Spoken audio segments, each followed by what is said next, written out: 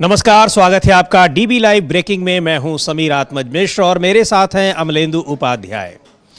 प्रधानमंत्री नरेंद्र मोदी इस समय विदेश यात्रा पर हैं और अब वो अमेरिका पहुंचेंगे, जहां उनकी मुलाकात होगी अमेरिका के राष्ट्रपति डोनाल्ड ट्रंप से।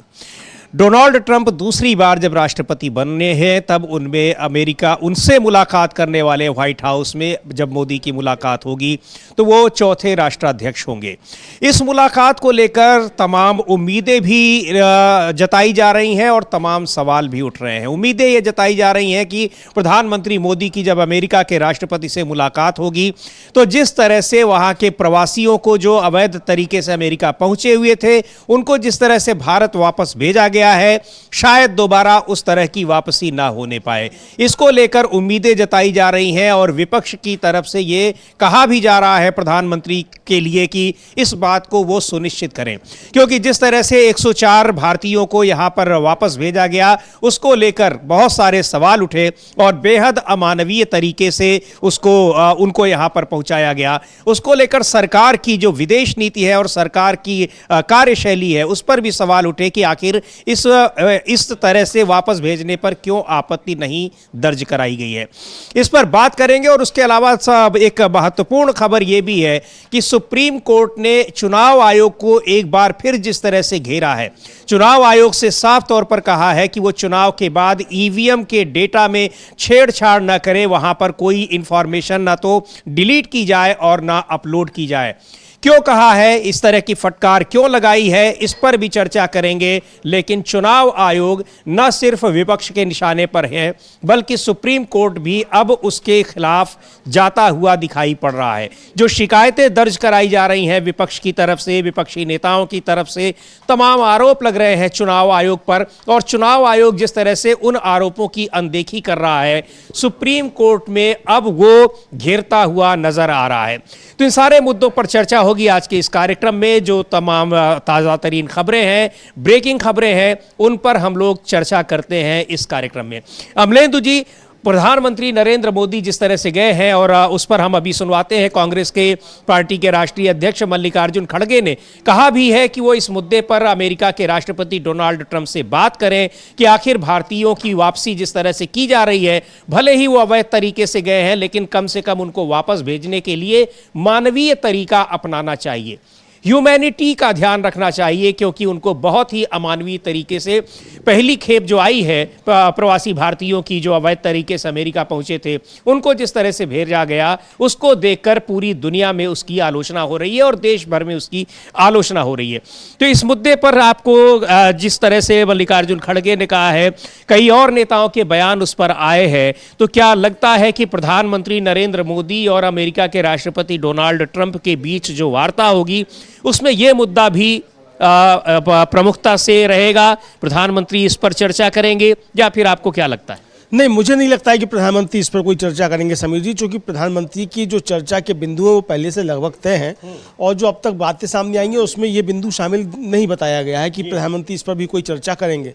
और जिस तरीके से विदेश मंत्री एस जयशंकर ने सदन में वक्तव्य दिया उससे साफ है कि ये भारत सरकार की रजामंदी से इस तरीके से लोग आए हैं, क्योंकि इससे पहले एस जयशंकर वहाँ थे और ये जो खबरें आई थी वो ये थी कि 18,000 लोगों को भारत ने स्वीकार कर लिया है जिनके पास वैध डॉक्यूमेंट्स हैं, उनको वहाँ से भारत वापस लेगा। ये खबरें इस तरीके की आई थी।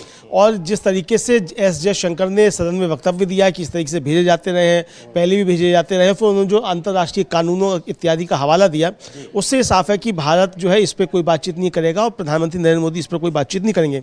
हालांकि आज ही वेनेजुएला के भी जो प्रवासी हैं उनके भी चित्र आए हैं और वो दूसरी तरीके के चित्र हैं, ससम्मान उनको उनकी सरकार ले जा रही, जबकि वेनेजुएला लेकिन अमेरिका का एक बहुत छोटा सा देश है और लगातार अमेरिका के निशाने पर भी रहता है और अमेरिका वहाँ अस्थिरता पैदा करता भी रहता है। और एक तरह से कहा जाए अमेरिका की अर्थव्यवस्था को चुनौती देते हुए वेनेजुएला ने अपनी अर्थव्यवस्था खड़ी की है।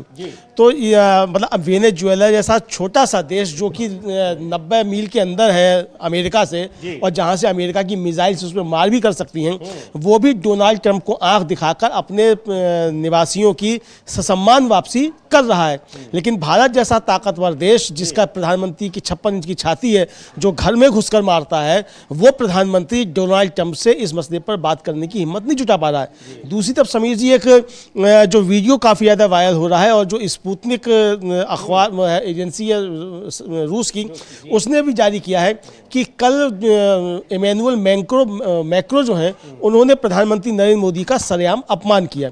ये नरेंद्र मोदी का अपमान नहीं है, ये भारत का अपमान है, चूंकि नरेंद्र मोदी वहाँ व्यक्तिगत हैसियत से नहीं थे, भारत के प्रधानमंत्री की हैसियत से थे। तो भारत के प्रधानमंत्री का ये अपमान अगर नरेंद्र मोदी की वजह से हुआ है तो भी ये चिंता का विषय है, तो ये नरेंद्र मोदी के लिए आत्मचिंतन का विषय है। लेकिन अगर मैक्रो ने भारत के प्रधानमंत्री का अपमान किया है तो भारत को इस पर सख्त आपत्ति जतानी चाहिए, जो कि अभी तक भारत की तरफ से नहीं जताई गई है। तो बहुत सारी चीज़ें हैं। अब प्रधानमंत्री नरेंद्र मोदी गए हैं अमेरिका, अब उस पर मल्लिकार्जुन खड़गे ने जो है वो तगड़ा जो है अपने वक्तव्य दिया है। उन्होंने कहा है कि प्रधानमंत्री जब जाए वो कहते हैं कि ट्रंप उनके मित्र हैं, और अगर ट्रंप वाकई नरेंद्र मोदी की बात सुनते हैं तो फिर जाकर नरेंद्र मोदी कहें उनसे कि इस तरीके से भारतीयों का अपमान नहीं किया जाना चाहिए, उनको सम्मान के साथ भेजा जाना चाहिए। वो भले ही अवैध तरीके से वहां गए हैं, और अवैध तरीके से जाने के लिए भी सरकारें भी जिम्मेदार हैं, राज्यों की सरकारें हैं और केंद्र सरकार भी जिम्मेदार है। लेकिन अगर वो वहां पहुंचे हैं तो उस तरह से उनकी वापसी ना की जाए, और अगर अमेरिका कर रहा है तो भारत को अपने साधन भेजकर वहां से उनको वापस लिया जाए, और आगे से ऐसा ना हो। चूंकि करीब 18,000 भारतीय या उससे भी ज्यादा ऐसे भारतीय हैं जो कि वहां अवैध तरीके से रह रहे हैं, जिनकी शिनाख्त हुई है, उनको यहां पर डिपोर्ट करने की बात हो रही है। तो अभी तो 104 लोगों को ही डिपोर्ट किया गया है। आगे से ऐसा ना हो पाए, इस बात को सुनिश्चित करें प्रधानमंत्री मोदी डोनाल्ड ट्रंप से मुलाकात के दौरान। सुनते हैं क्या कहा है मल्लिकार्जुन खड़गे ने। नहीं वो तो देखो, मोदी जब वहां पर गए हैं वो बातचीत कर लेंगे, और कौन से इश्यूज पे वो बात करेंगे हमको तो मालूम नहीं है। और दूसरी चीज, मोदी जी जब हमेशा जाते हैं वो खुद बोलते हैं कि हमारा दोस्त है, और जो हमारा दोस्त पहले हम बातचीत करके उसको कहे थे वो सब ठीक हो जाएगा, इसके बाद फिर हम दोनों मिलके सुलझाएंगे।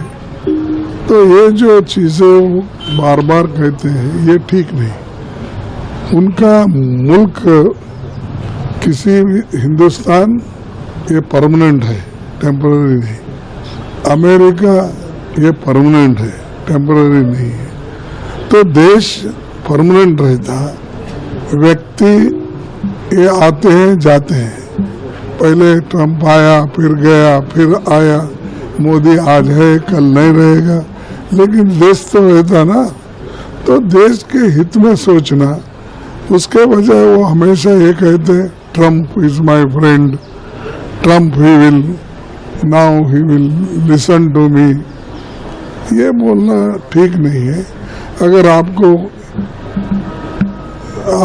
आपकी बात सुनता है तो लोगों को बगैर पूछे क्यों डिपोर्ट कर रहा है? इतने लोग आ रहे हैं और किसके हाथ में पैर में बेड़ी है, उसके अलावा कि रेगुलर जांच, जो रेगुलरली जो फ्लाइट है हमारी, उस फ्लाइट पैसेंजर फ्लाइट में लाने का छोड़ के वो गुड्स कैरी करने वाले फ्लाइट्स में ला रहे हैं। तो इसका मतलब क्या है कि तुम्हारा दोस्त हमारे लोगों को ऐसा ट्रीट कर रहा है गुलामों के जैसा। कम से कम मोदी को इस बारे में सोच होना चाहिए।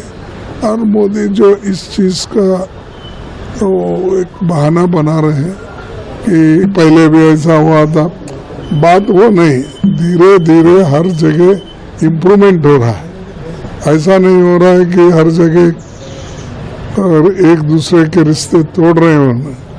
तो अब नया ज़माना है, लोग फ्लाइट में भेजते हैं, और दूसरे छोटे छोटे जो ये है राष्ट्र है, वहाँ के लोग अपना फ्लाइट भेजकर लोगों को ला रहे हैं।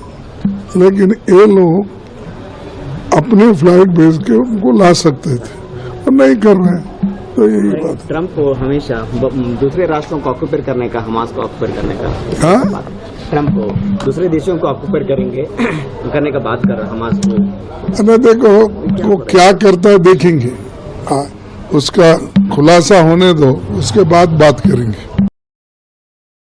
तो इस तरह से अब जो मल्लिकार्जुन खड़गे वो सवाल उठा रहे हैं कि बहुत आपके अगर निजी रिश्ते भी हैं और निजी रिश्ते अहमियत नहीं रखते हैं विदेश नीतियों में, लेकिन अगर आप दावा करते हैं तो आखिर भारतीयों की वापसी इस तरह से इतने अमानवीय तरीके से कैसे हो रही है, इसको सुनिश्चित किया जाए। क्योंकि तमाम छोटे छोटे देश हैं, जिसकी चर्चा अभी अमलेंदु जी कर रहे थे कि तमाम छोटे छोटे देशों ने भी अपने नागरिकों को वहां से बुलाने के लिए अपने व्यवस्था की, अपने जहाज भेजे और उनको सम्मान से बुलाया गया क्योंकि वो उस देश के नागरिक थे। भारत के नागरिकों को, यहां के रहने वालों को अपना ही देश एक नागरिक की हैसियत से नहीं बुला पा रहा है, यह बड़ी शर्मनाक बात है, यह बहुत गंभीर बात है जिसका जिक्र मल्लिकार्जुन खड़गे कर रहे थे। तो अब आज जब उनसे प्रधानमंत्री नरेंद्र मोदी की मुलाकात अमेरिका के राष्ट्रपति डोनाल्ड ट्रंप से होगी, तो क्या इस बात के लिए, इस चीज के लिए यह दबाव प्रधानमंत्री नरेंद्र मोदी बनाएंगे डोनाल्ड ट्रंप पर या नहीं बनाएंगे? लेकिन उम्मीद की जा रही है कि उनको बनाना चाहिए, क्योंकि मल्लिकार्जुन खड़गे जिस तरह से कह रहे हैं, राज्यसभा में वो नेता प्रतिपक्ष हैं, राष्ट्रीय पार्टी कांग्रेस पार्टी के राष्ट्रीय अध्यक्ष हैं, तो महत्वपूर्ण बात है। और इस तरह की जो मांग है, इस तरह की उम्मीद दूसरे राजनीतिक दलों की तरफ से भी की जा रही है, बहुत मायने रखती है नरेंद्र मोदी और डोनाल्ड ट्रंप की ये मुलाकात। और उसमें भी सबसे ज्यादा मायने ये बात रखती है कि क्या दोबारा जब दूसरी खेप आएगी प्रवासी भारतीयों की जो अवैध तरीके से अमेरिका पहुंचे थे, उनकी वापसी अब क्या सम्मानजनक तरीके से होगी या नहीं होगी? अमलेंदु जी। हाँ समीर जी, प्रश्न तो उठ रहे हैं। अब नरेंद्र मोदी जब जा ही रहे हैं और मिलेंगे अपने my dear friend Donald Trump से, तो माय डियर फ्रेंड से उनको बात करनी चाहिए। और मल्लिकार्जुन खड़गे ये कह भी रहे हैं कि भाई माय डियर फ्रेंड अगर वो कहते हैं, तो जब माय डियर फ्रेंड वो कहते हैं तो फिर माय डियर फ्रेंड से उनको बातचीत करनी चाहिए और ये उनसे कहना चाहिए कि भाई हमारे लोगों को हथकड़ियों बेड़ियों में डालकर क्यों भेजा जा रहा है। और उनको कहना चाहिए डोनाल्ड ट्रंप से कि हमारे लोगों के साथ गुलामों की तरह व्यवहार क्यों किया जा रहा है। उनको कहना चाहिए डोनाल्ड ट्रंप से कि हमारे नागरिकों को साधारण प्लेन से भेजने की बजाय कार्गो प्लेन से क्यों भेजा गया। ये सवाल जो है नरेंद्र मोदी को डोनाल्ड ट्रंप से उठाने चाहिए। लेकिन इससे पहले ही एक तोहफा जो है नरेंद्र मोदी को मिल चुका है डोनाल्ड ट्रंप की तरफ से कि वहाँ जो भ्रष्टाचार विरोधी कानून था उसको निरस्त कर दिया गया है। और कहा यह जा रहा है कि अडानी के खिलाफ जांच जो थी वो उसी पे चल रही थी, उसी में अडानी को सजा होनी थी। यानी अपने दोस्त को बचाने का इंतजाम कर लिया नरेंद्र मोदी ने। तो क्या अपने दोस्त को बचाने के इंतजाम के एवज में 7 लाख भारतीयों पर जो तलवार लटक रही है ट्रंप की, उसको स्वीकार कर लिया है नरेंद्र मोदी ने? तो अगर इस तरीके की चीज़ें होंगी तो ये सवाल तो निश्चित तौर पर उठेंगे, विपक्ष इस सवाल को उठाएगा भी। कल अखिलेश यादव ने लोकसभा में खड़े होकर समीर जी इनडायरेक्टली बहुत तगड़ा जो है वो प्रहार किया नरेंद्र मोदी के ऊपर कि जा रहे हैं तो सोने की जंजीर भी लेते जाएं। पिछली बार तो थे वो हीरा लेके गए थे। जी बिल्कुल, हीरा लेके गए थे। ये सही बात है कि बहुत महंगे गिफ्ट दिए थे अमेरिका के राष्ट्रपति को, जो बाइडेन को, डोनाल्ड ट्रंप को भी, जो उनके पिछले कार्यकाल में। और प्रधानमंत्री मोदी ये दावा करते रहे, हालांकि वो सारे राष्ट्रपतियों के साथ और दुनिया के तमाम राष्ट्राध्यक्षों के साथ अपनी निजी मित्रता का दावा करते रहे। अमलेंदु जी, जिस वायरल वीडियो की बात आप अभी कर रहे हैं, फ्रांस के राष्ट्रपति इमैनुअल जो हैं, उनके साथ भी उन्होंने जिस तरह से बनारस वो आए थे और उनके साथ नौका विहार किया था, तो निजी रिश्तों की दुहाई चीन के राष्ट्रपति के साथ भी करते रहे हैं। लेकिन सवाल यह उठ रहा है कि अमेरिका जिस तरह से अब भारत के साथ बर्ताव कर रहा है, दूसरे कार्यकाल में ट्रंप जिस तरह से भारत के साथ पेश आ रहे हैं, वो क्या बता रहा है? क्या अमेरिका ने अपनी नीति बदल दी है? ये वही ट्रंप हैं जिनके चुनाव प्रचार के लिए प्रधानमंत्री नरेंद्र मोदी ने अमेरिका में भारतीय समुदाय के बीच नारे लगाए थे, उनकी जीत के लिए नारे लगाए थे। बहुत सारे सवाल उठे थे कि भारत के प्रधानमंत्री दूसरे देश में जाकर कैसे किसी के लिए नारा लगा सकते हैं, किसी एक वहां पर एक पार्टी के जीत की कामना कर सकते हैं, उसके लिए वहां पर चुनाव को प्रभावित कर सकते हैं। लेकिन प्रधानमंत्री नरेंद्र मोदी ने इन सारी चीजों को ताक पर रखते हुए, इग्नोर करते हुए वहां डोनाल्ड ट्रंप की जीत का नारा लगवाया था। लेकिन अब वही डोनाल्ड ट्रंप किस तरह से भारत के प्रति वो बर्ताव कर रहे हैं, और जिन जो प्रवासी भारतीय वहां पहुंचे हुए हैं उनको यहाँ भेजने का काम किया जा रहा है बड़े अमानवीय तरीके से। हाथों में हथकड़ियां और पैरों में बेड़ियां बांधी गई हैं, बिल्कुल जो मध्यकालीन गुलामों और दासों के समय का जो एक दृश्य होता है वो दिखाई पड़ रहा है। हालांकि कई तमाम दूसरे देशों के लोग भी अवैध तरीके से पहुंचे थे, वो भी भेजे जा रहे हैं, लेकिन वहां की सरकारें उनको सम्मानजनक तरीके से खुद ला रही हैं। भारत की सरकार उन्हें सम्मानजनक तरीके से क्यों नहीं ला पा रही है, बड़ा सवाल है। तंज कसा है अखिलेश यादव ने, सुनते हैं, लेकिन एक बार फिर वही सवाल है। और सवाल इसलिए उठ रहा है क्योंकि संसद में विदेश मंत्री ये कह चुके हैं कि यही तरीका है भेजने का, यानी वो स्वीकार कर चुके हैं कि हां, हम इस चीज को स्वीकार कर रहे हैं कि अमेरिका इतनी अमानवीयता और इतनी बेइज्जती के साथ हमारे नागरिकों को भेज रहा है, तो वो ठीक कर रहा है। किस कीमत पर आप ये स्वीकार कर रहे हैं, ये बहुत बड़ा सवाल है। देखिए समीर जी, जो बराबर में हम लोग के वीडियो चल रहा है, अभी हमने इसको फुल स्क्रीन में भी दिखाया था, यही वीडियो है जो वायरल हो रहा है, इसकी चर्चा हो रही है। आप देखिए नरेंद्र मोदी उठकर भी एक बार हाथ बढ़ाते हैं, दोबारा फिर हाथ बढ़ाते हैं, और इमैनुअल मैक्रो जो है वो नरेंद्र मोदी की तरफ आंख भी नहीं उठाते और हाथ मिलाना तो दूर की बात है। और फिर वो अमेरिकी उपराष्ट्रपति JD Vance से मिलते हैं और लोगों से मिलते हैं, सबसे देखिए हाथ मिला रहे हैं, लेकिन प्रधानमंत्री नरेंद्र मोदी हाथ बढ़ाकर रह जाते हैं और उनकी तरफ ये नहीं होते। अब ये 26-27 सेकंड की क्लिप है, ये वायरल हो रही है, और स्पुतनिक का दावा ये है कि इमैनुअल मैक्रो ने जानबूझकर प्रधानमंत्री नरेंद्र मोदी के साथ ऐसा व्यवहार किया है और सरेआम जो है वो अपमानित किया है। अगर ऐसा नहीं है तो या तो फ्रांस के राष्ट्रपति के कार्यालय की तरफ से वक्तव्य आना चाहिए कि ऐसा धोखे में हुआ या वो नहीं देख पाए, जानबूझकर नहीं किया गया, और भारत सरकार को भी इस पर आपत्ति जतानी चाहिए, क्योंकि ये नरेंद्र मोदी का अपमान नहीं है, ये भारत के प्रधानमंत्री का अपमान है समीर जी। तो लेकिन अगर इसकी भी कोई परवाह नहीं है तो आप ये कैसे उम्मीद कर सकते हैं कि डोनाल्ड ट्रंप से जाकर ये मसले उठाए जाएंगे? तो हम अखिलेश यादव को भी सुन सकते हैं। जी बिल्कुल, एक बार इसको फुल स्क्रीन पर देखते हैं। और ये जो क्लिप वायरल हो रही है, ये इस पर भारत सरकार ने, भारत के विदेश मंत्रालय ने अब तक कोई प्रतिक्रिया नहीं दी है, ऐतराज नहीं जताया है। लेकिन क्या यह ऐतराज जताने वाली चीज नहीं है? क्या यह भारत के सम्मान के खिलाफ नहीं है? बहुत बड़ा सवाल है। और यह सवाल इसलिए उठ रहा है क्योंकि अभी तक इस पर भारत की तरफ से कोई प्रतिक्रिया नहीं आई है। तो निश्चित तौर पर इस मुद्दे पर भारत सरकार को आपत्ति जतानी चाहिए, विरोध जताना चाहिए। और यह जो क्लिप है बहुत ही हैरान करने वाली है कि आखिर एक प्रधानमंत्री नरेंद्र मोदी के साथ इस तरह से फ्रांस के राष्ट्रपति कैसे कर सकते हैं।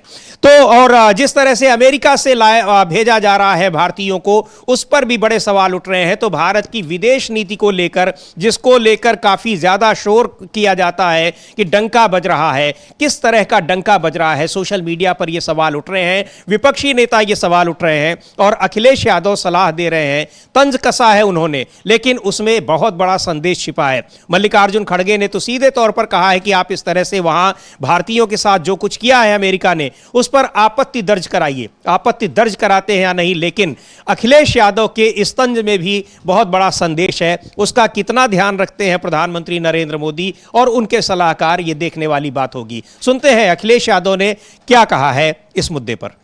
सभापति महोदय, मैं आपके माध्यम से ये बात कहना चाहता हूं कि अमेरिका जा रहे हैं तो पिछली बार हीरा लेकर के गए थे, इस बार सोने की जंजीर ले जाइएगा। जंजीर देखकर शायद उन्हें कोई और जंजीर याद आ जाए। और हो सभापति महोदय, हो सके तो कुछ बच्चे और महिलाओं को अपने साथ तो नहीं, किसी और जहाज में साथ लेते आएगा। वो जहाज भी तो भारत का ही होगा। सभा तो किस तरह से अखिलेश यादव कह रहे हैं कि आप कैसे उनको ले आएंगे, यानी जिस तरह से लाया गया है वो भारतीयों के मन में उस बात को लेकर कितनी पीड़ा है। आधे से ज्यादा उसमें गुजरात के लोग थे, पंजाब के, हरियाणा के, उत्तर प्रदेश के भी लोग थे। इस बात को लेकर देश के लोगों में बहुत ज्यादा एक नाराजगी है। लेकिन सरकार ने, विदेश मंत्री ने पार्लियामेंट में जिस तरह से उस मुद्दे पर जवाब दिया वो और भी ज्यादा हैरान करने वाला था। विदेश मंत्री एस जयशंकर ने कहा कि यही यही तरीका होता है वो अवैध तरीके से वहां गए थे तो उनको यहां भेजने का।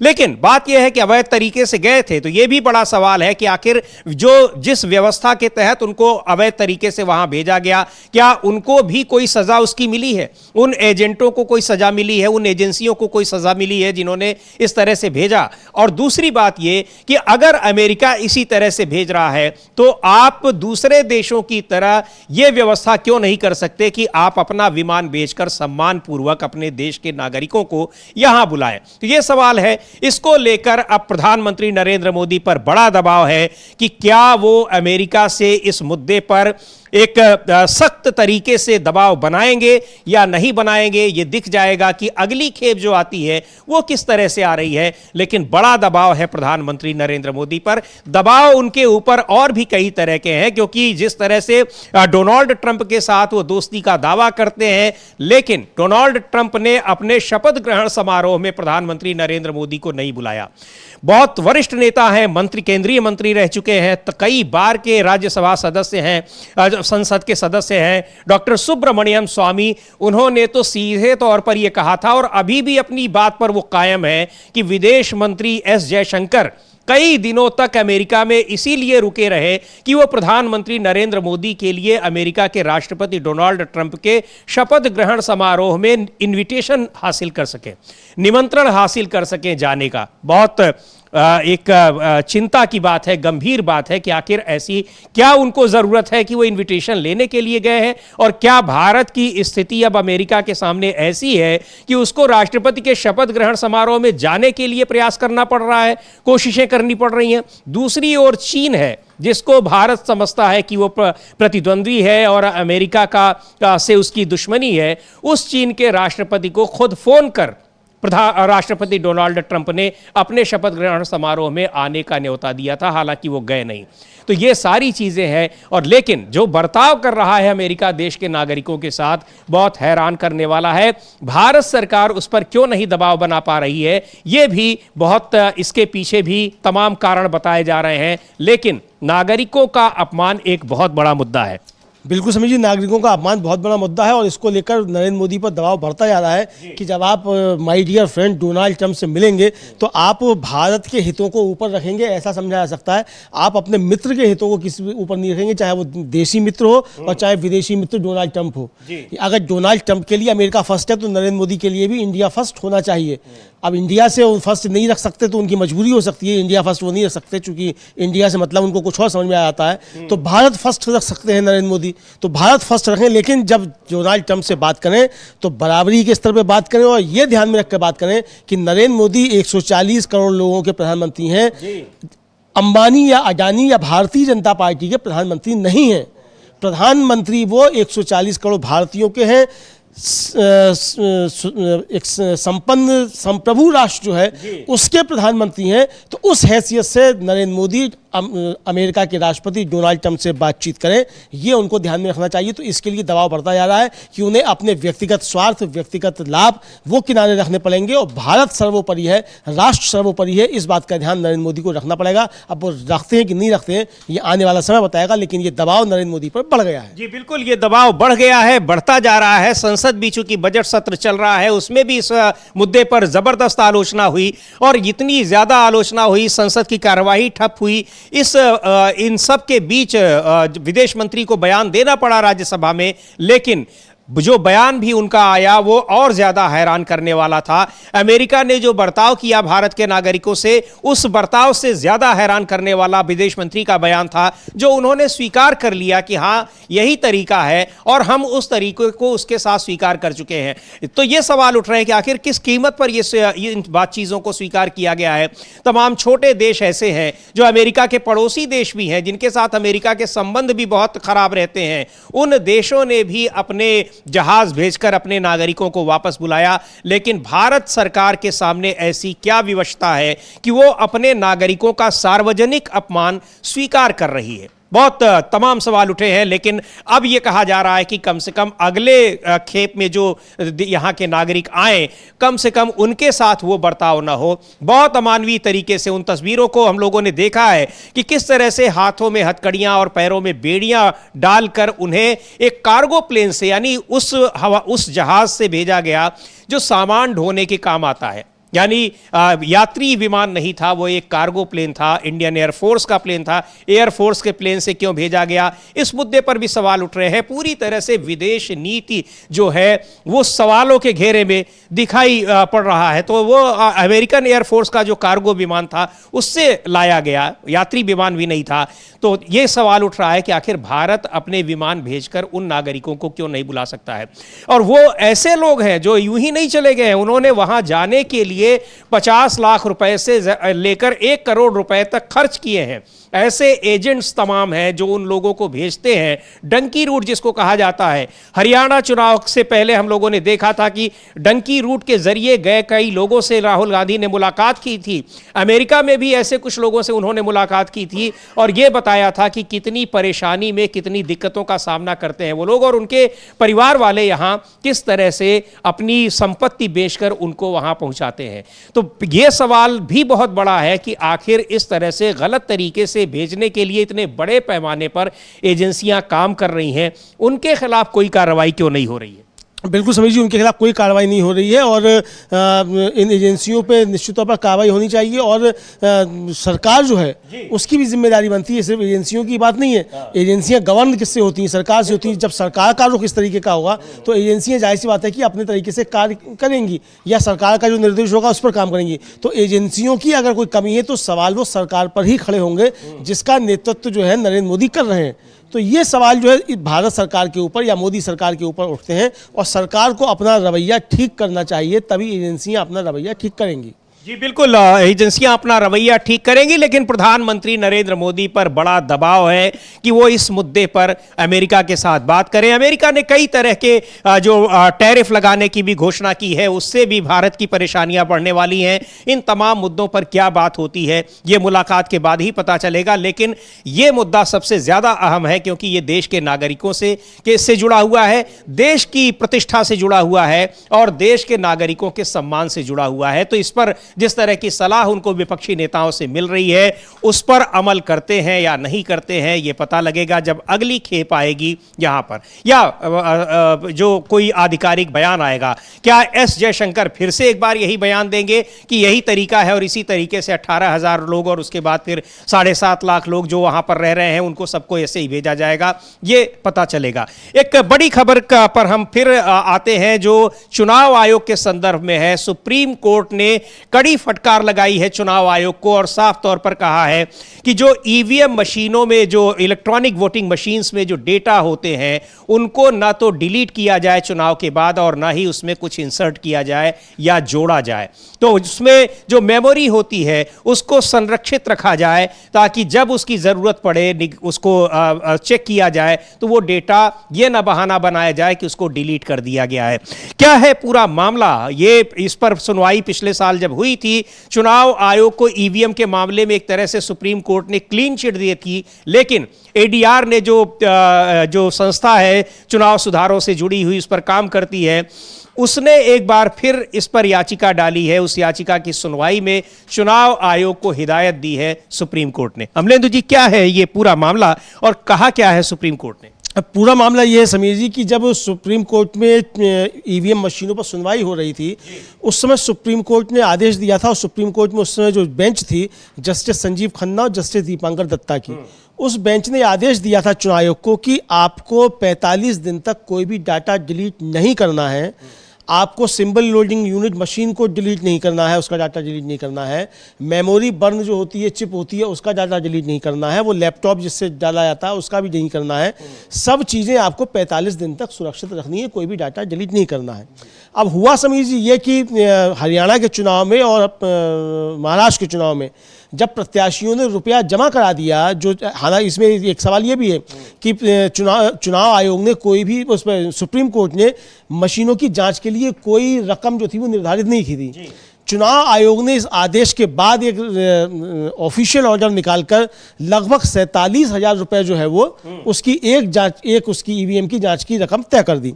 वो एक ईवीएम की जांच की रकम तय करने के बाद जब महाराष्ट्र का चुनाव हुआ तो बारामती से अजीत पवार के खिलाफ जो एनसीपी के प्रत्याशी थे युगेंद्र पवार, उन्होंने मतलब 21 निर्वाचन क्षेत्रों के 11 उम्मीदवारों ने ये जांच की, उसमें वो भी शामिल थे। और लगभग 9 लाख रुपया जो है वो युगेंद्र पवार ने, मतलब 8,96,00,000 रुपया अकेले युगेंद्र पवार ने दाखिल किया और बाकी जो प्रत्याशी थे सब ने मिलाकर लगभग 66.64 लाख रुपए जमा किए। जब ये रुपए जमा कर दिए गए उसके बाद चुनाव आयोग ने कहा कि वो मतलब 7 दिन में ही जमा करना था, 7 दिन में जमा कर दिया गया। 7 दिन के बाद ही चुनाव आयोग ने कहा कि हम आपको जांच कराएंगे, लेकिन हमने ईवीएम का डाटा डिलीट कर दिया है और मॉक पोल का डाटा हम आपको चेक कराएंगे। ये पोल को लेकर तो पहले ही सवाल उठते रहे। हाँ, पहली सवाल उठते रहे और फिर आपने ये डाटा डिलीट क्यों कर दिया? आपकी चुनाव आयोग ने कहा था कि आपको सब कुछ रखना है 45 दिन तक। 45 दिन तक तो आपको सब रखना है कि कोई अगर मामला जाता है सुप्रीम कोर्ट में या किसी भी कोर्ट में तो आपको मशीनें ओरिजिनल दिखानी पड़ेंगी, ओरिजिनल डाटा क्या है।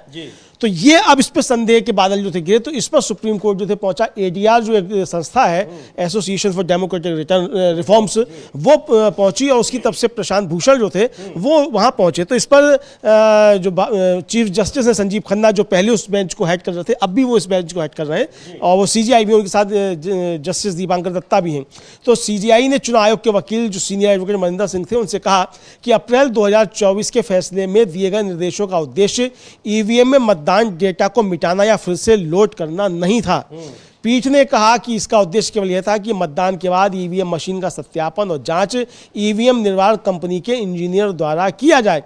और फिर जो निर्देश दिया था उसके भाग बी का उल्लेख करते हुए मुख्य न्यायाधीश ने मौखिक रूप से कहा कि हमारा इरादा यह था कि मतदान के बाद कोई पूछे तो इंजीनियर आकर प्रमाणित करे कि उसके अनुसार बर्न हुई मेमोरी या माइक्रोचिप्स स्टॉक में कोई छेड़छाड़ नहीं हुई है। बस इतना ही।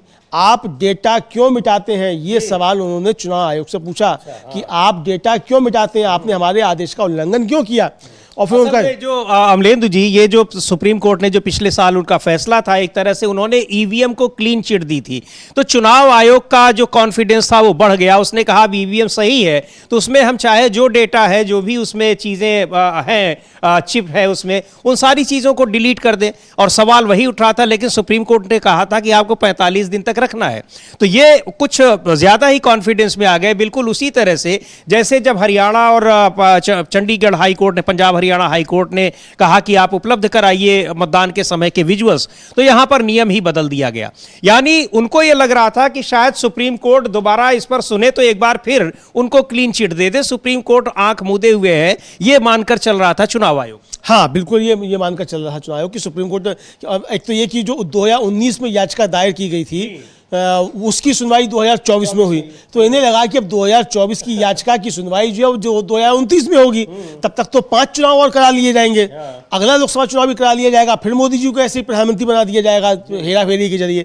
लेकिन ये मामला पहुंच गया सुप्रीम कोर्ट, चूंकि इन्होंने महाराष्ट्र में गड़बड़ी कर दी और हरियाणा में कर दी। हरियाणा में शायद करण सिंह दलाल नाम है उनका, जो कांग्रेस के कैंडिडेट है, वो पहुंचे हैं और यहाँ जो कई लोग पहुंचे हैं। इधर दूसरा एक मसला और गया हुआ है बॉम्बे हाई कोर्ट में।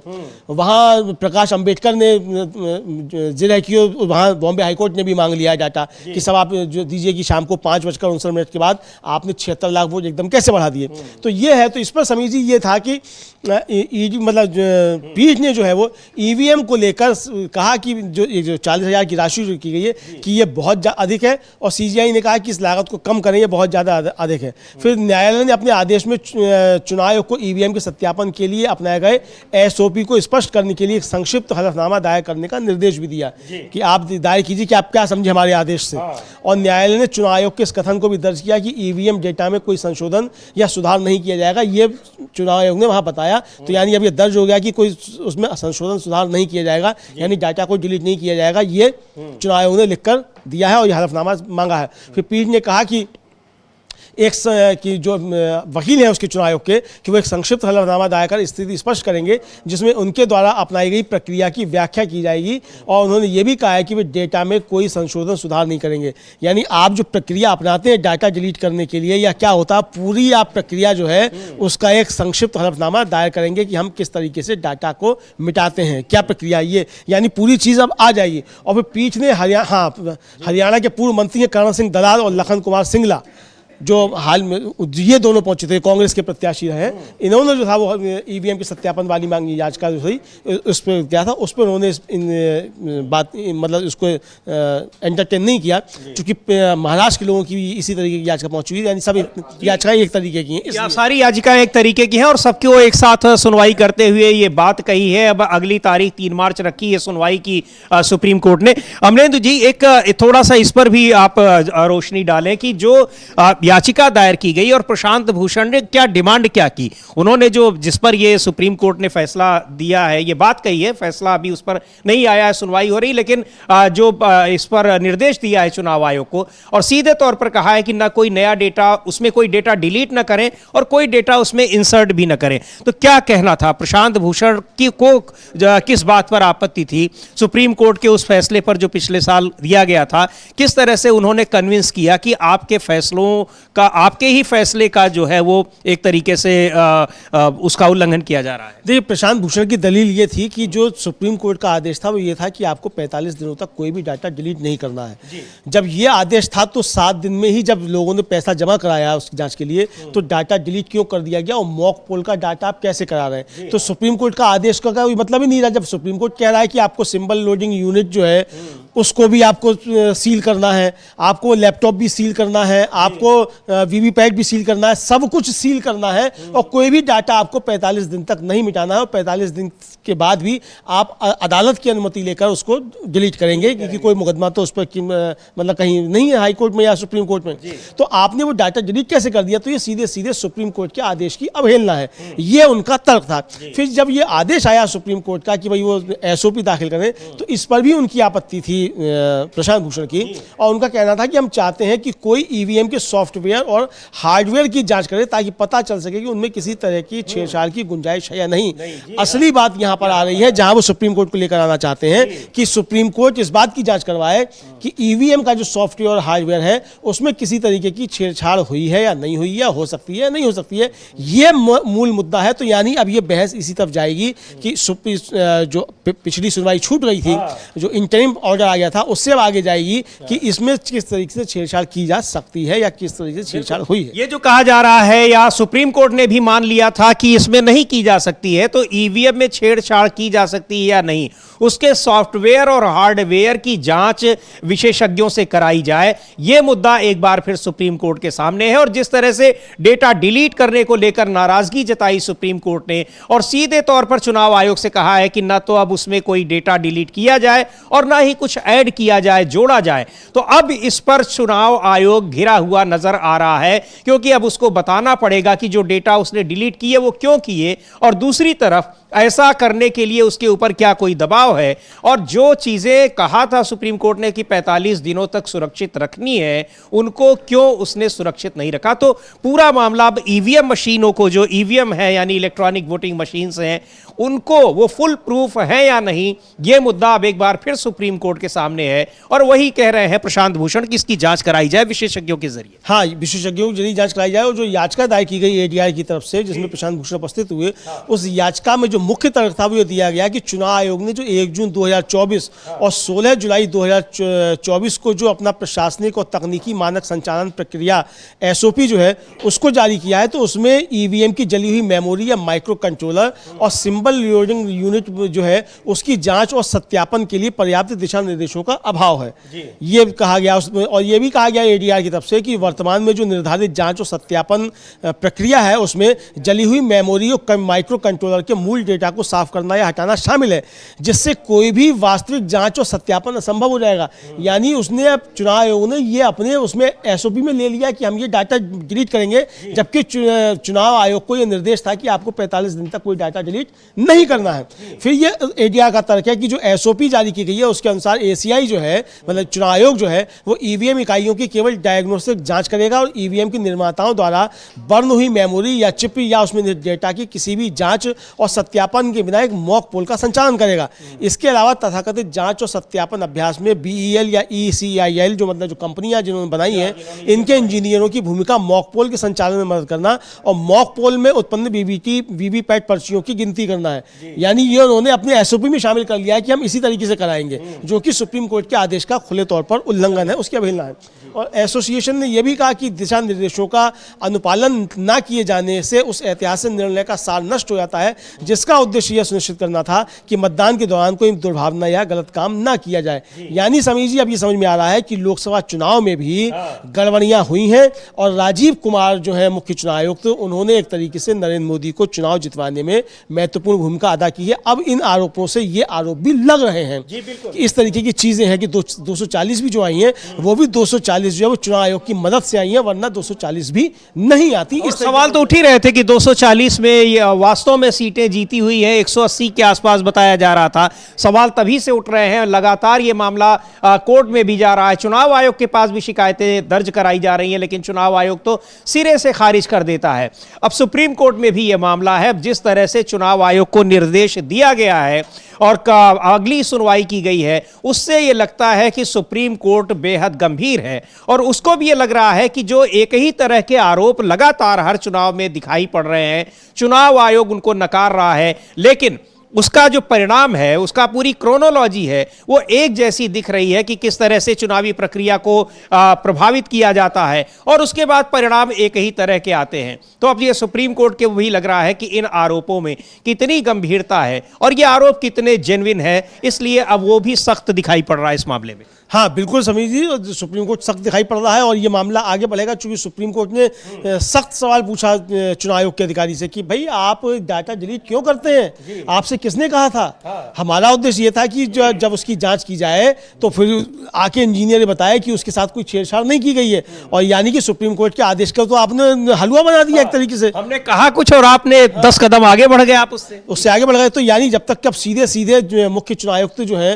राजीव कुमार, हालांकि वो मार्च में तो रिटायर हो जाएंगे राजीव कुमार, लेकिन जो भी नए आएंगे उनको कटघरे में खड़ा होना पड़ेगा। किया धरा राजीव कुमार का है और जो नया मुख्य चुनाव आयुक्त बनेगा कटघरे में उसको खड़ा होना पड़ेगा, क्योंकि चुनाव आयोग बुला सकता है। जैसे पिछली सुनवाई हुई थी तो चुनाव आयोग ने कहा था कि सुप्रीम कोर्ट ने चुनाव आयोग से कहा था कि आप ये पूरी प्रक्रिया समझाने के लिए चुनाव आयोग का कोई तकनीकी अधिकारी भेजिए, और वो बुलाया फिर उन्होंने, और चुनाव आयोग के अधिकारी ने ही सब खड़े होकर बताया, और तब जाकर ये देश के सामने राज खुला कि ईवीएम मशीनों के बारे में जो कहा जाता है कि ये फुल प्रूफ है, इनमें कोई छेड़छाड़ नहीं हो सकती, वो सब कुछ हो सकता है।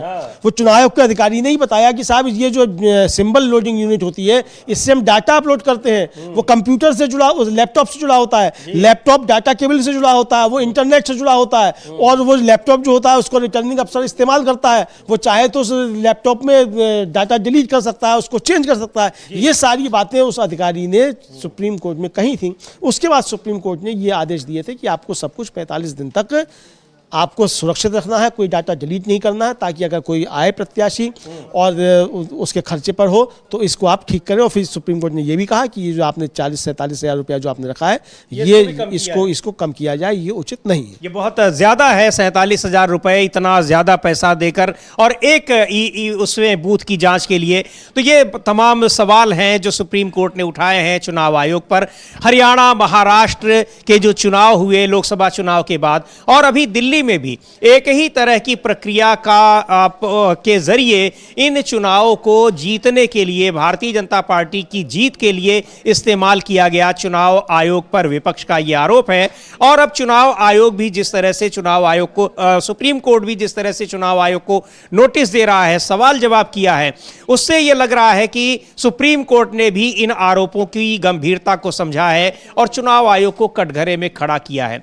लेकिन अमलेंदु जी, सरकार तो बनी है, चाहे वो हरियाणा में हो, चाहे महाराष्ट्र में हो, चाहे वो अभी तो दिल्ली में तो चुनाव जीत गई है, लेकिन पार्टी अभी मुख्यमंत्री तय होंगे। शायद कहा जा रहा है कि प्रधानमंत्री जब विदेश से वापस आएंगे तब यहां पर मुख्यमंत्री तय होगा। लेकिन जिन राज्यों में सरकार बनी भी है, आपस में पार्टी के भीतर ही जो सिर्फ उटौवल चल रही है, उसको देखते हुए ये लग रहा है कि ये सरकारें अब कितनी स्थिर रह पाएंगी कि नहीं रह पाएंगी।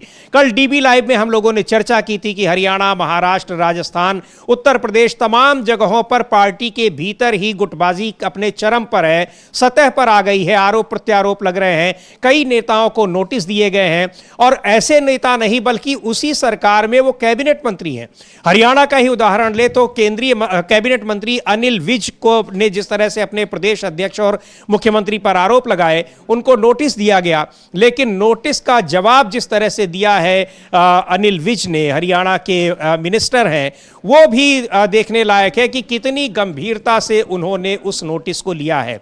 और हालांकि अब जवाब उन्होंने दे दिया है, लंबा चौड़ा जवाब, अभी कुछ देर पहले की यह खबर है, लेकिन कितनी गंभीरता से ले रहे हैं अनिल विज के इस बयान से समझा जा सकता है कि वो अपने प्रदेश अध्यक्ष के नोटिस को, हालांकि प्रदेश अध्यक्ष भी यानी जिसके खिलाफ आरोप लग रहे हैं वही नोटिस दे रहा है। तो अजीबोगरीब खेल चल रहा है भारतीय जनता पार्टी में, लेकिन अनिल विज का बयान बताता है कि वो अपने प्रदेश अध्यक्ष को, प्रदेश नेतृत्व को, प्रदेश के मुख्यमंत्री को कितनी गंभीरता से ले रहे हैं। और नहीं ले रहे हैं तो ये समझ में आ रहा है कि पार्टी कितनी मजबूती से खड़ी है और सरकार कितनी मजबूती से चल रही है। सुनते हैं अनिल विज को।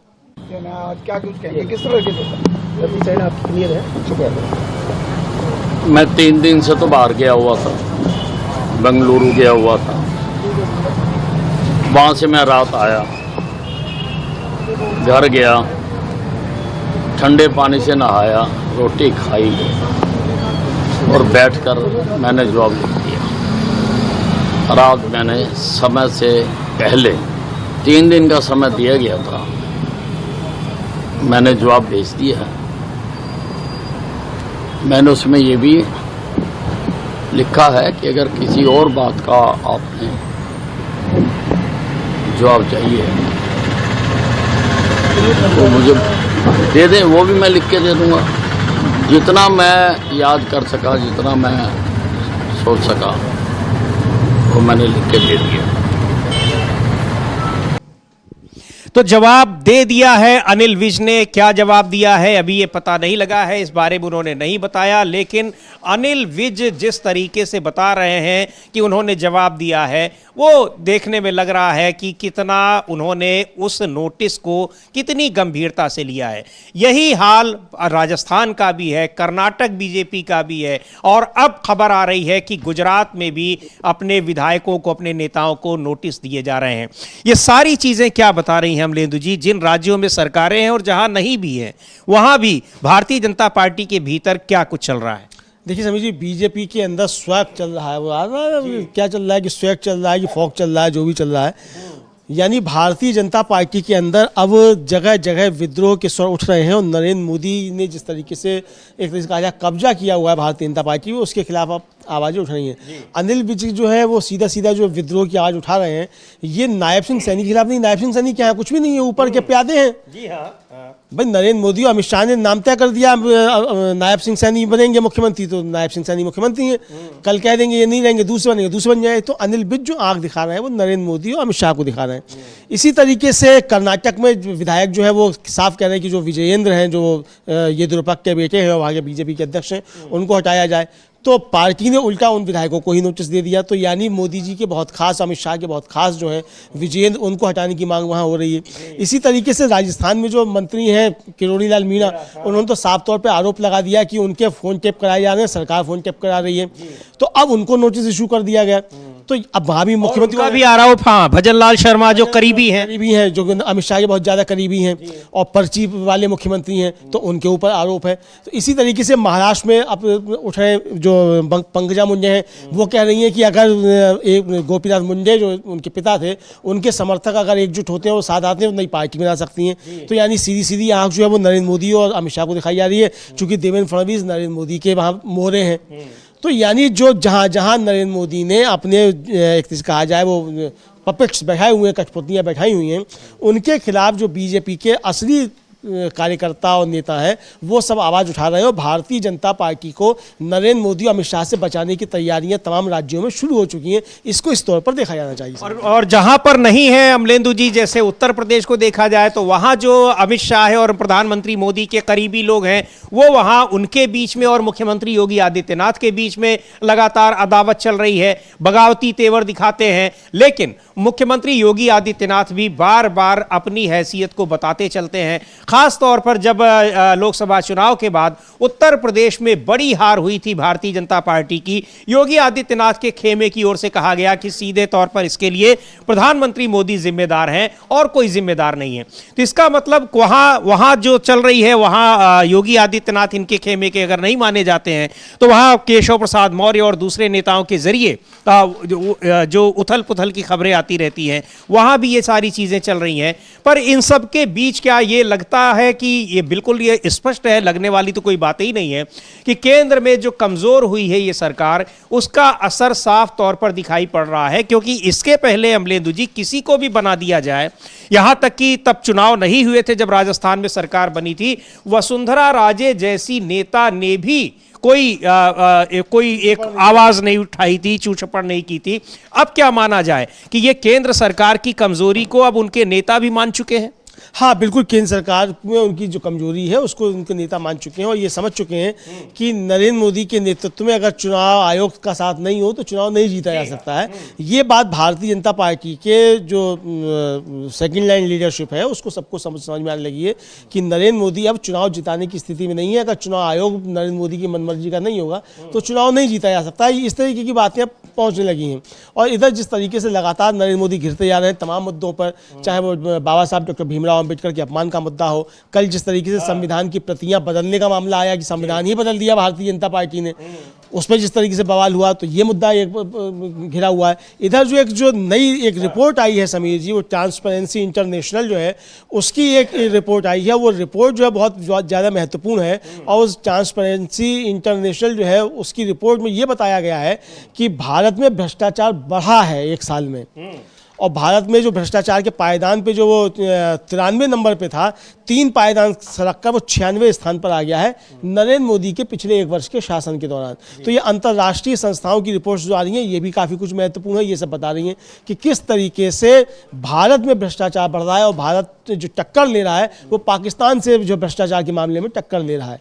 तो ये आपको लगता नहीं है कि इस तरह की जो विदेशी संस्थाओं की रिपोर्ट्स आती हैं, नया ट्रेंड हमारे यहाँ चला है कि उन रिपोर्ट्स को तो नकार दिया जाता है कि ये भारत की छवि को धूमिल करने के लिए इस तरह की रिपोर्ट्स तैयार की जाती हैं? मानेगी भारत सरकार इसको? देखिए, भारत सरकार माने या ना माने, बाकी दुनिया तो मान रही है। तो भारत सरकार के मानने या मानने से कोई फर्क नहीं पड़ता है। अगर भारत सरकार ये मानती है कि वो 93 नंबर पे थी पिछली बार, तो इस बार 96 नंबर भी मानना पड़ेगा, वरना 93 नंबर पे नहीं माने अपने को बता दे कौन से नंबर पे है, तो भारत सरकार ही बता दे ना। फिर अगर भाई आप 93 और 96 नंबर नहीं मान रहे हैं तो आप कौन से नंबर पे है, पहले पे है कि 100 में पे, आप बता दीजिए। फिर कुछ तो आप स्वीकार करेंगे। तो ये अपनी रिपोर्ट तैयार की जाती है और उसमें बताया जाता है कि हम किस तरह से पूरी दुनिया में हमारी अर्थव्यवस्था कितनी तेजी से बढ़ रही है, पूरी दुनिया में मंदी की स्थिति से गुजर रही है लेकिन हम बढ़ रहे हैं। और अभी अभी एक बयान आया है वित्त मंत्री निर्मला सीतारमण का कि जो मोदी सरकार के कार्यकाल में पिछले 10-11 साल में महंगाई कम है और उससे पहले जो यूपीए सरकार में महंगाई थी वो बहुत ज्यादा थी। इस तरह का उनका बयान आया है। हाँ, और इस पर प्रियंका गांधी ने भी बड़ा तगड़ा कटाक्ष किया है कि पता नहीं गृह मंत्री किस ग्रह पर रहती हैं, वित्त मंत्री किस ग्रह पर रहती हैं, ये बहुत तगड़ा कटाक्ष किया है। तो अब वित्त मंत्री तो चूंकि प्याज खाती नहीं तो उन्हें मालूम नहीं प्याज का भाव क्या है। अब वो आटा भी नहीं खाती होंगी, भाई बड़ी हैं तो रोटी नहीं खाती होंगी, बादाम खाती होंगी तो उन्हें आटे का भाव भी नहीं मालूम है कि क्या है, दाल भी नहीं खाती होंगी वरना दाना आटे का भाव सब समझ में आ जाता कि क्या है दाना आटे का भाव। तो ये और कल जया बच्चन ने जिस तरीके से समीर जी राज्यसभा में अपनी बात रखी है और जिस क्रोध के साथ रखी है, और फिर उन्होंने ये भी कहा कि मैं उन महिलाओं की तरफ से बोल रही हूँ जो खुद किचन चलाती हैं कि कितनी महंगाई बढ़ चुकी है। तो यानी ये महंगाई जो है वो सिर्फ गरीब को नहीं, मिडिल वर्ग को भी बहुत ज़्यादा परेशान कर रही है और गरीबों से ज़्यादा मिडिल वर्ग परेशान है इस महंगाई से। जो EMI की किस्तें उसी की बढ़ रही हैं, दवाओं का खर्च उसका बढ़ रहा है। अगर वित्त मंत्री को नहीं लग रहा है तो वो किन आंकड़ों के जरिए, किस स्टैटिस्टिक्स के जरिए ये बताने की कोशिश कर रही हैं कि महंगाई यूपीए सरकार में ज्यादा थी अब कम हो गई है? क्या लगता है उनके पास कौन सा अर्थशास्त्र है? देखिए उनका पास जो अर्थशास्त्र है वो मोदीनोमिक्स है। वो मोदी जी ने जो अर्थशास्त्र पढ़ाया वो पढ़ती है, और मोदी जी सबसे ज़्यादा पढ़े लिखे हैं भारतीय जनता पार्टी में, उनसे ज़्यादा कोई पढ़ा लिखा है नहीं। और मोदी जी के विषय में सुब्रमण्यम स्वामी जो भारतीय जनता पार्टी के ही नेता हैं, उनका कहना है कि नरेंद्र मोदी को अर्थव्यवस्था की ABCD नहीं आती है। तो अब सुब्रमण्यम स्वामी की बात हम सच माने कि हम सरकार की बात सच माने, इसी में हमारे लिए भी दुविधा हो रही है। तो अब जो भी आंकड़े वित्त मंत्री पेश कर रही हैं तो उन आंकड़ों के सोर्स क्या है वो बताएं, और आंकड़े अगर वित्त मंत्री के पास है तो वो आंकड़े देश के पास क्यों नहीं है? अगर आपके पास कोई आंकड़े हैं तो वो आंकड़े जो है जनता के लिए उपलब्ध क्यों नहीं है कि देश किस तरीके से तरक्की कर रहा है, ये आंकड़े जनता को भी दे दीजिए। तो आप आंकड़े क्यों नहीं देते हैं भाई? पिछले आपके 4 साल से जो आपका NSO है वो बेरोजगारी के आंकड़े क्यों रिलीज नहीं कर रहा है? कितने आपके जो है स्टार्टअप्स हैं उनको आपने मदद दी है, ये आंकड़े क्यों नहीं आ रहे हैं? तो जिन स्टार्टअप्स की आप बात कर रहे हैं, जो आप बेरोजगारी की बात कर रहे हैं, तो डाटा सामने क्यों नहीं आ रहा है? आपका जो नेशनल पोर्टल है, जो जॉब पोर्टल है, वो ये क्यों नहीं बताता है कि कितने लोगों को उससे नौकरी मिली है? ये बताना आपने क्यों बंद कर दिया है? तो ये डाटा आना चाहिए, वित्त मंत्री दे इसका जवाब। फिर बिल्कुल इसका जवाब दे, लेकिन जो ताज़ा आंकड़ों का जिक्र कर रहे हैं अमलेंदु जी की एक रिपोर्ट में बताया गया है कि भारत में किस तरह से पिछले 1 साल में भ्रष्टाचार बढ़ा है।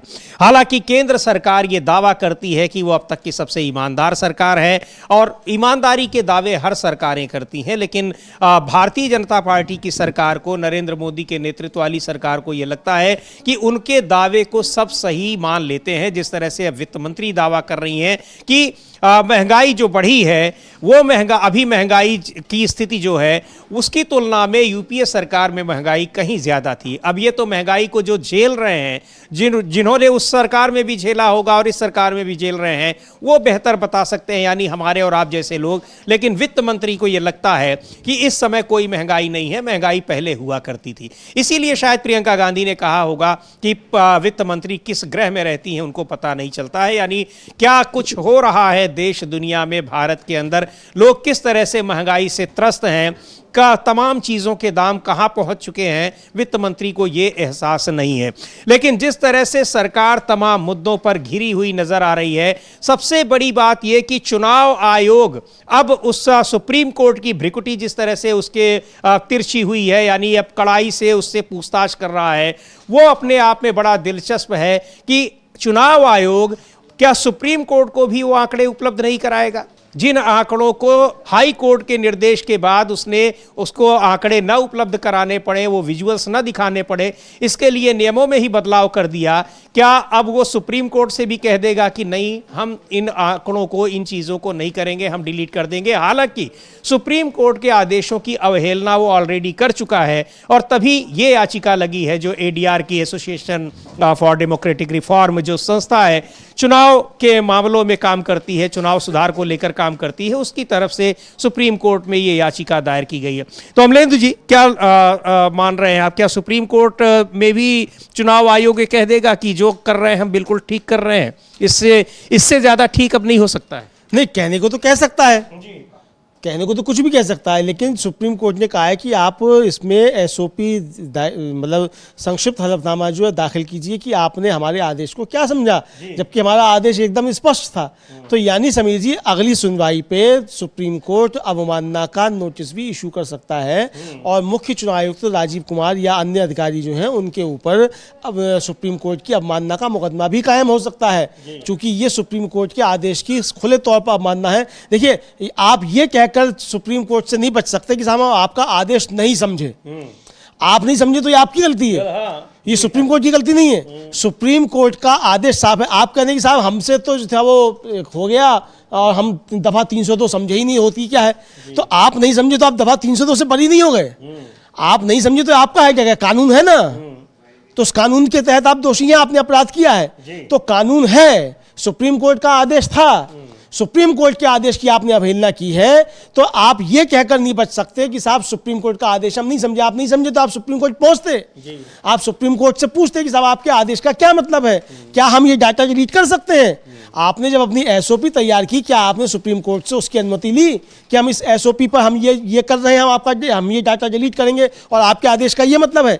जबकि सुप्रीम कोर्ट का आदेश साफ था कि आप symbol loading unit, VVPAT machine, वो कंप्यूटर, वो लैपटॉप, वो डाटा केबल, कुछ भी आप जो है वो डिलीट नहीं करेंगे। सबको आपको 45 दिन तक सुरक्षित रखना है, सील रखना है, सुरक्षित ही नहीं सील करके आपको रखना है। तो आपने इसका मतलब वो सील नहीं किया और आपने वो डाटा डिलीट कर दिया, तो ये आपने चुनाव आयोग के आदेश की अवहेलना की है। ये साफ तौर पर अवमानना का मुद्दा बनता है और इसमें मुख्य चुनाव आयुक्त राजीव कुमार पर अवमानना का मुकदमा भी चल सकता है। अगर सुप्रीम कोर्ट चालेगा या एडीआर अगर चला जाता है कि ये अवमानना हुई है, तब भी ये सुप्रीम कोर्ट में मुकदमा चल सकता है। तो सुप्रीम कोर्ट में घिरा हुआ नजर आ रहा है चुनाव आयोग और खास तौर पर मुख्य चुनाव आयुक्त। हालांकि अब वो रिटायर होने वाले हैं और आखिरी चुनाव उन्होंने दिल्ली का कराया और कहा जा रहा है अमलेंदु जी की आखिरी चुनाव को उन्होंने एक तरह से, विपक्ष कह रहा है कि भारतीय जनता पार्टी को गिफ्ट करके जा रहे हैं।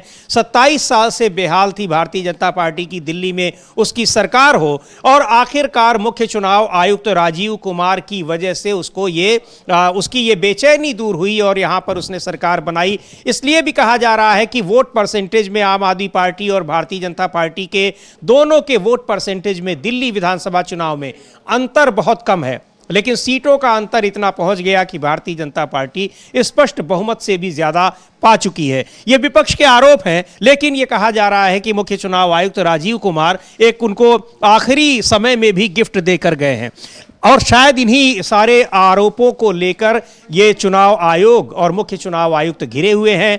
रिटायरमेंट के बाद भी क्या उनकी परेशानियां दूर हो पाएंगी? शायद जिस तरह से सुप्रीम कोर्ट इस मामले को गंभीरता से देख रहा है उससे लगता नहीं है और अब तो जवाब देने के लिए कहा गया है, 3 मार्च को सुनवाई करेगा। तो बुरी तरह से घिरा हुआ है चुनाव आयोग सुप्रीम कोर्ट में। एक ही पैटर्न पर जिस तरह से चुनाव किए गए, पूरी चुनावी प्रक्रिया अपनाई गई और उसी पैटर्न पर वहां के परिणाम भी रहे, इन सारे मुद्दों पर संज्ञान लिया है और अब सीधे तौर पर कहा है कि ईवीएम के डेटा यानी इलेक्ट्रॉनिक वोटिंग मशीन्स के डेटा को न तो डिलीट किया जाए न उसमें कुछ इंसर्ट किया जाए। तो बड़ा मुद्दा है और निश्चित तौर पर विपक्ष ने जिस तरह से इसको सड़क से लेकर संसद तक इस मुद्दे पर अब वो लड़ाई लड़ रही है, सुप्रीम कोर्ट में भी ये मुद्दा जिस तरह से है और संज्ञान लिया है, उससे चुनाव आयोग घिरता हुआ नजर आ रहा है। पिछले कुछ दिनों में सबसे ज्यादा आरोप लगे हैं तो इसी संस्था पर लगे हैं और सरकार पर यह आरोप लगा है कि यह संवैधानिक संस्थाओं को खत्म कर रही है। उन संवैधानिक संस्थाओं में सबसे ज्यादा नाम लिया जा रहा है चुनाव आयोग का। क्या जवाब देता है चुनाव आयोग इस मामले में सुप्रीम कोर्ट में? आगे क्या होता है? और जिस तरह से कांग्रेस के नेताओं ने, विपक्ष के नेताओं ने प्रधानमंत्री मोदी से उम्मीद जताई है कि डोनाल्ड ट्रंप से वो बात करेंगे कि भारतीयों को जो अवैध तरीके से वहां पहुंच गए थे उनकी वापसी का एक मानवीय तरीका अपनाया जाएगा, उस पर क्या होता है? इन सारे मुद्दों पर हम आपको अपडेट करते रहेंगे। इस कार्यक्रम को अब यहीं समाप्त करते हैं। मुझे और अमलेंदु उपाध्याय को दीजिए अनुमति। नमस्कार।